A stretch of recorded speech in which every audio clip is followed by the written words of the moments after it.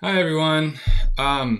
Sorry this has taken so long to get posted. I've had some, I guess you would say, technical difficulties with uploading, and it's pretty interesting if you look into the reasons why upload speeds are slow, very very slow.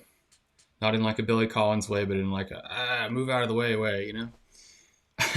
compared to download speeds, blazing fast download speeds, but it's like the upload speeds are in the fine print. So I've been dealing with the fine print today, I guess, and that's why. It's my excuse. Please don't write me up. Well, anyway, let me now to give you some guidance. It's a great transition. Um,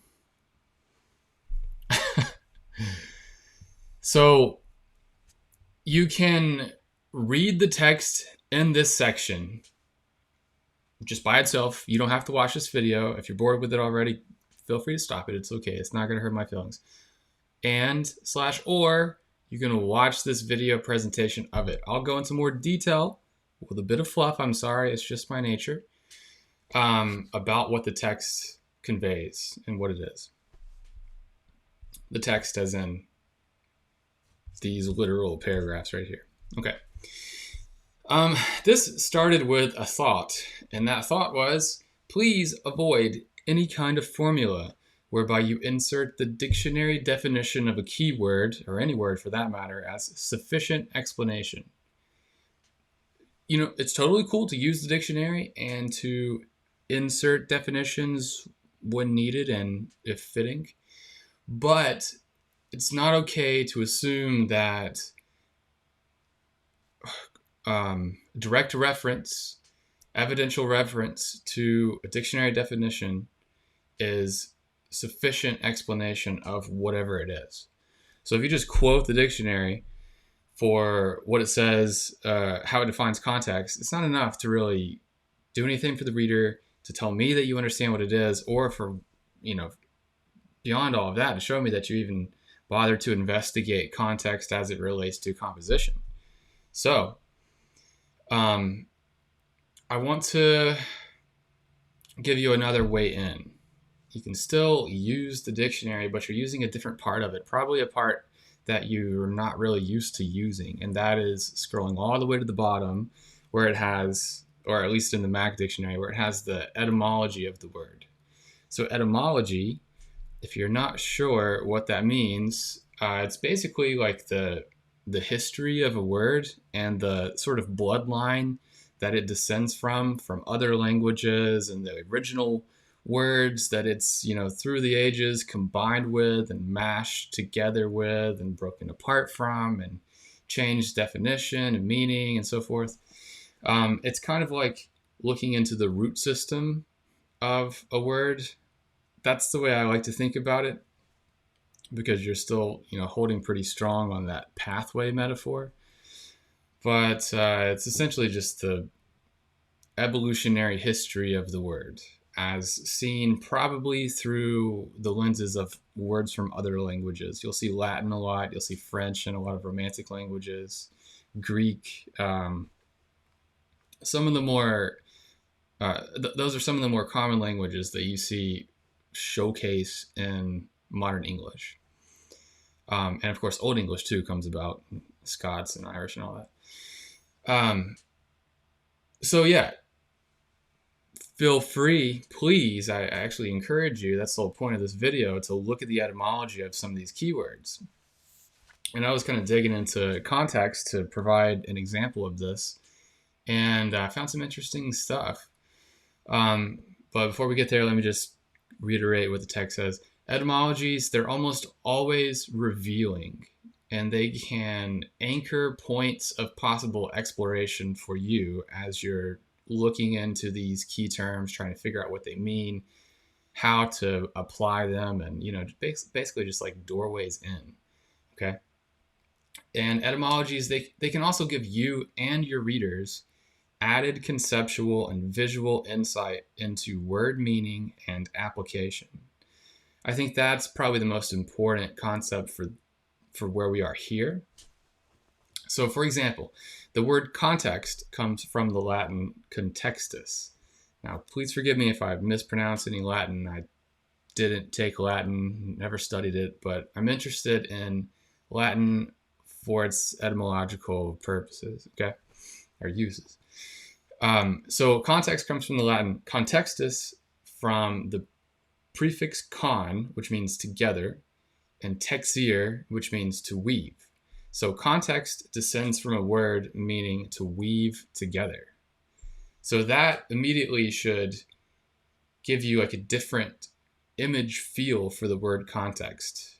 If it was very abstract before and you could kind of, place it in your reading and maybe use it in writing, and didn't really have a visual feel for it before, maybe you did, but if you didn't, I think this is an opportunity to give you a real strong visual sense of it, to weave together context.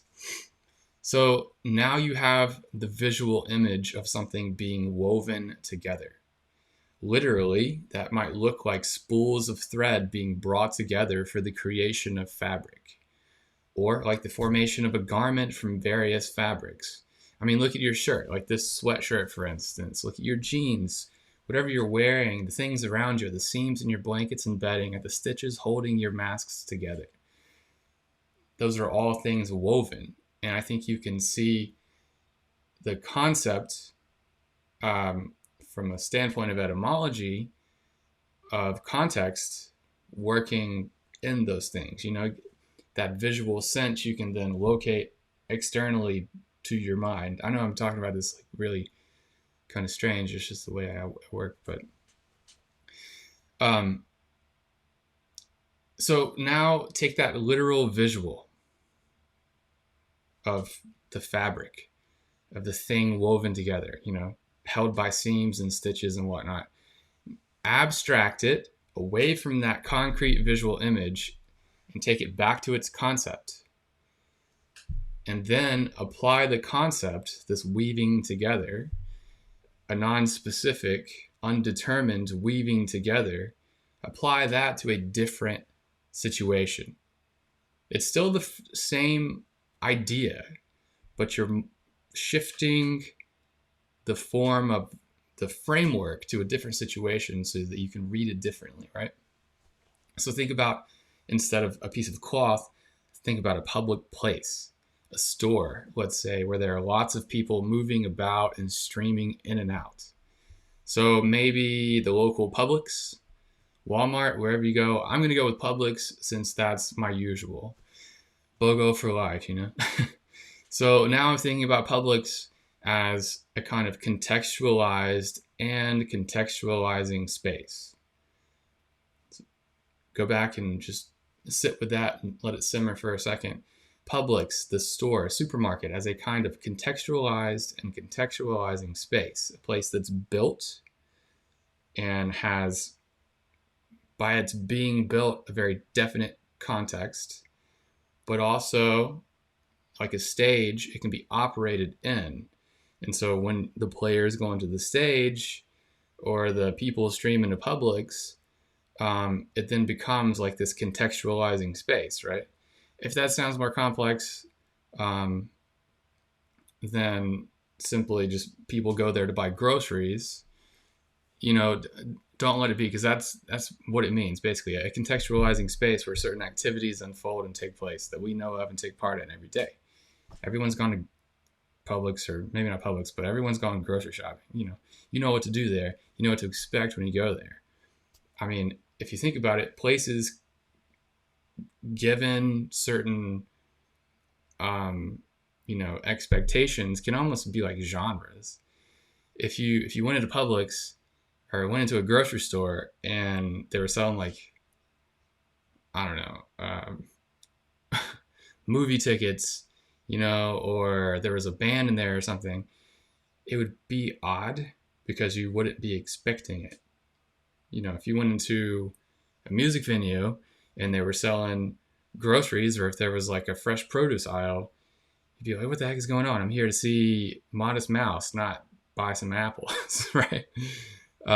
So in that way, it's contextualized and also has the ability to contextualize, but from a limited standpoint because it itself is contextualized.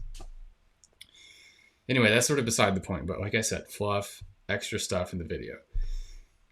So now, just going back again, I'm thinking about Publix as a kind of contextualized and contextualizing space, a place that, like other grocery stores, creates a certain social stage, namely that of where groceries can be bought and where people go to buy them. Really simple, but we're getting somewhere, okay? So with that in mind, now I'm thinking about the difference between what it used to be like to go grocery shopping at Publix and what it's like now. That is the difference between pre and mid-pandemic. So it's pretty much the same, but this new element has interjected the normal operations and, changed things, changed the norm, changed the old normal, and, taken us through a transition period into a new normal. So in a sense, the grocery store has been slightly recontextualized by the pandemic, right? We're fighting to keep as much of that old context as possible, but we have to recontextualize how we see the grocery store and how we interact within it, right? So the social fabric has changed. And here we are, stringing, no pun intended, stringing back in the original etymological exploration of context, right? With the word fabric. You can start to play with words like this and bring them into your discussion. The social fabric has changed. The way we unspool ourselves there and weave within the store and around the people in it has changed. See all these words I'm using now? The social fabric has a different texture. Fabric, unspool, weave, texture, string, all of these I'm sourcing from my new understanding of the roots of context. Before that, it would have been difficult for me to confidently get to sentences like these. I might have been able to see them, pull them from somewhere, but I wouldn't have had like a real strong grounding in the context, in the context of context as I do now, right? So let's look at that again. The social fabric has changed. The way we unspool ourselves there and weave within the store and around the people in it has changed. I was pretty proud of that one. The social fabric has a different texture, etc., etc. You see, all the places I could take the prose with that visual image of weaving attached to my understanding of the context were born of looking into the origins of context. This is very meta because I'm like recontextualizing my understanding of context and giving myself more access. Maybe this is really about access, Establish that image in the mind of your reader and it becomes even more powerful. It's very visual and it can translate, can bridge across in ways that, the non-visual has difficulty doing. Then you've got your audience. If you can reach your reader in that way and hook that image into their mind in a way that pulls them through the whole story, kind of spools them back up the length of the line, and you've caught your reader. So try this, practice it. It might take a little bit of getting used to it first, playing around with dead languages and words you're not familiar with, but you're using these foreign languages, maybe you're familiar with, using these foreign languages as points of opening up your understanding of your language, or English. So try it and practice it, and you might even start to feel like a real writer and become one too. I know when I